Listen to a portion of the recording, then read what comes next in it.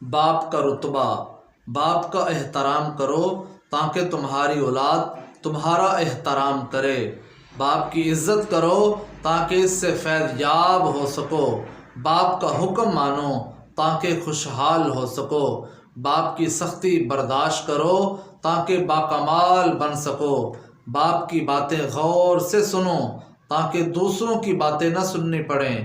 باپ کے سامنے اونچا نہ بولو ورنہ اللہ تم کو نیچا دکھائے گا۔ باپ کے سامنے نظر جھکا کے رکھو تاکہ اللہ تم کو دنیا میں بلند کر دے۔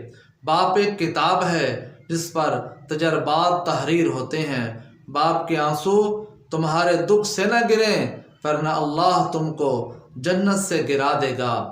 باپ ایک مقدس محافظ ہے جو ساری زندگی خاندان کی نگرانی کرتا رہتا ہے۔